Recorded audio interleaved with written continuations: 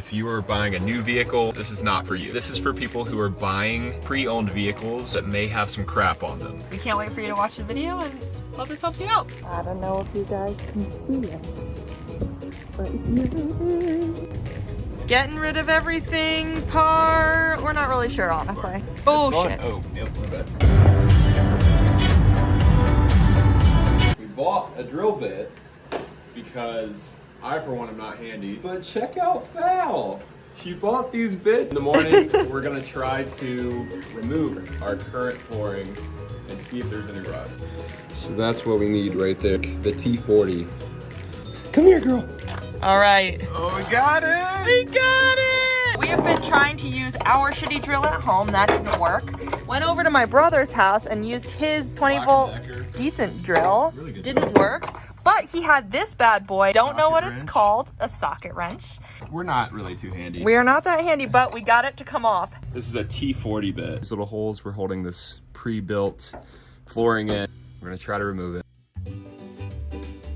For people who do have your holes in your van, J-B Weld Steelstick, we've read a lot of good stuff about it. Just got us a pry bar and a piece of scrap wood. 36-inch DeWalt wrecking bar. Oh yeah! Breaking the seal. This kind of has a little lever. We're gonna slide this down in there. When you hear that popping, we're gonna pop it up, loosen it up, all the way to this point.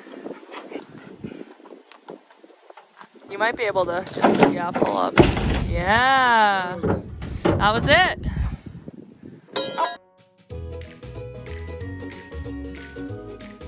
Step one is complete.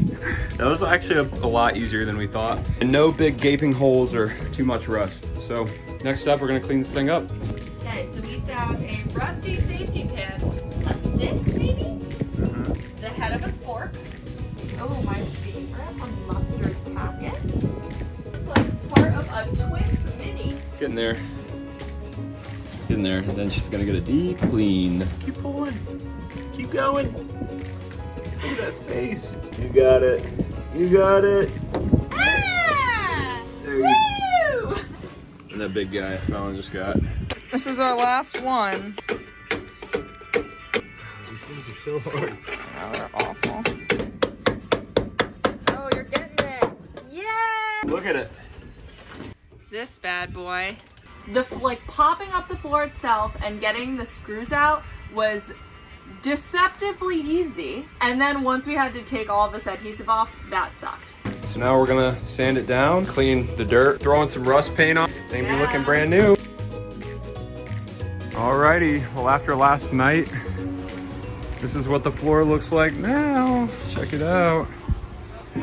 Yeah, I'm videoing.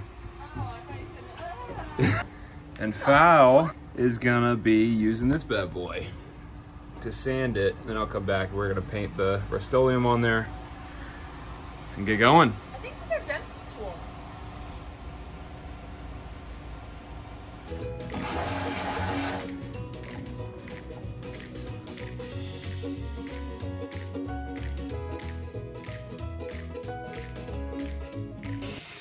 So now we're vacuuming out all the little pieces from when we were, I guess we could call it sanding.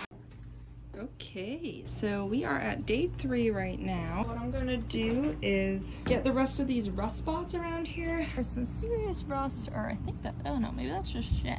Yeah, maybe we'll have to clean that up. We just finished vacuuming out the rest of the van. Wanted to do it one more time because I had gotten a few more spots and that creates a lot of dust. Anyway, but we're gonna prep the surface, then prime. There are also a ton of paint spots on the walls. So what I did to clean those up, I used this towel, some rubbing alcohol, and that really helped me to get off some of these weird dirty spots and see exactly where just the paint chips are. We saw on some other video that you should use a primer that's a different color than your paint, so you know exactly where you need to paint over.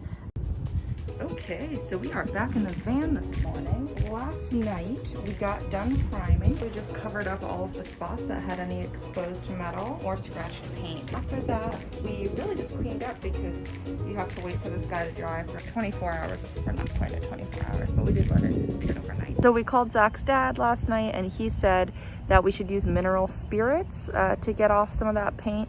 It has all sorts of crazy warnings on the back, very fatal, don't get it in your eye. I've cleaned off the brushes. Today I'm going to paint the white. I'm going to paint the white today.